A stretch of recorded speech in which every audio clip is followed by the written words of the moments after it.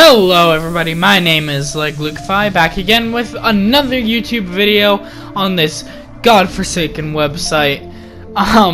So a while back I made a video why the Black Ops series is so important to me. And I don't really know the statistics on that video, but you know, it was a video I made and I decided I may as well try another one. It's not the same format, it's not why the Arkham games are so important to me, but it's like I don't know if I'd call them video essays necessarily, but sort of like that style. Alright, so my style today is why the Arkham games are so great and why they will always be better than the Batman movies. Alright, let's get into it. Alright, so the biggest for me on why they will never be great is actually a lot of these points are just why a superhero game can always be better than the movies. Like, for a lot of characters, even Spider-Man.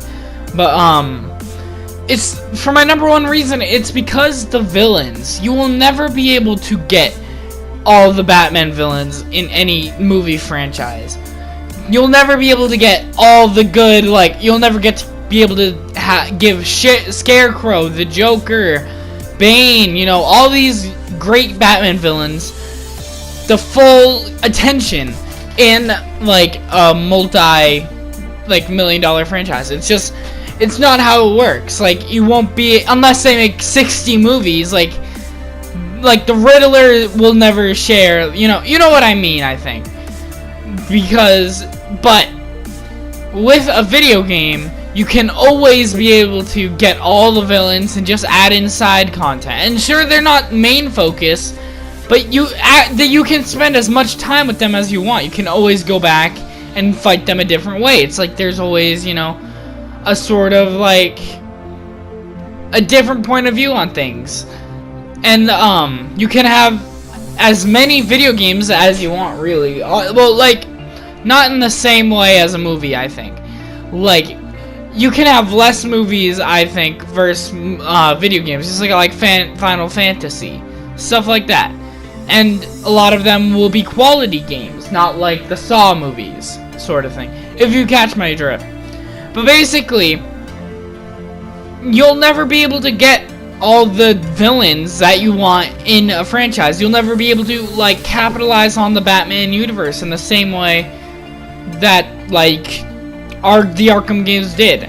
Personally, my favorite version of the Joker is not Heath Ledger, but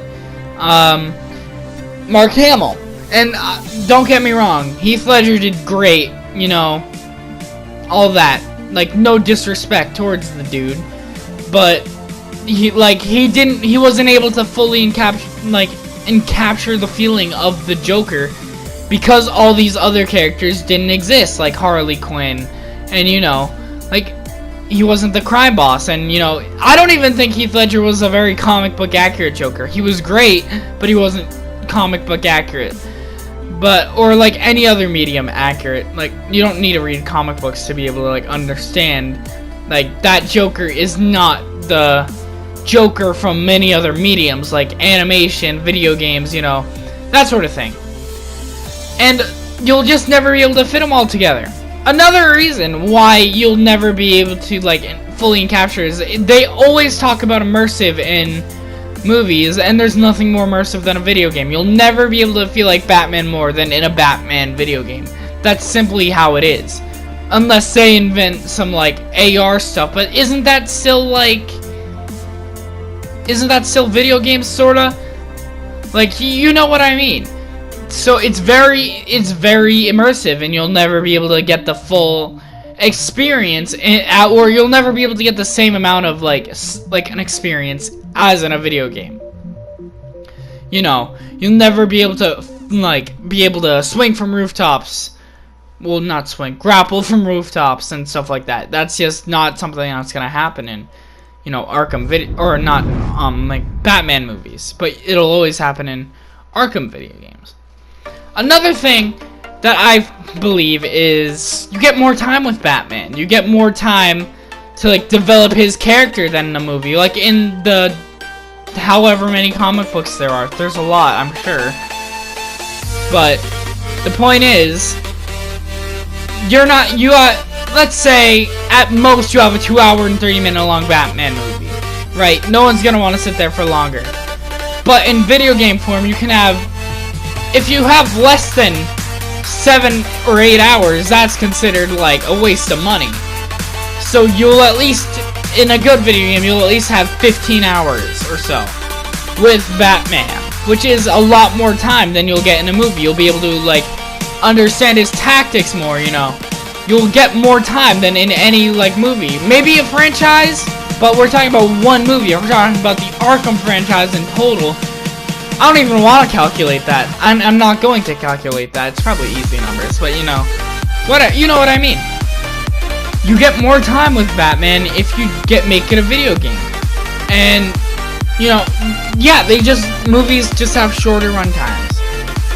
So basically, what I'm trying to say here is being Batman in a video game will always kinda top, like, watching Batman on screen. And I'm not trying to shame anyone who likes the Batman movies. I like a good amount of the Batman movies, and you know, like, yeah, like, I'm not trying to shame those. I'm just saying, you know, I love the Spider-Man movies, but I think a Spider-Man video game will always be better than a Spider-Man movie. It's just how I believe it is. Because, you know, longer runtime, more villains sort of thing. Exactly what I said in this game. Or in this video. So yeah, that's basically it. I don't believe there will ever be a movie to be able to top a Batman video game. That is my perspective, and feel free to leave yours in the comments. That's, you know, just a quick video. So, thank you all for watching, and I'll see you all later. Bye.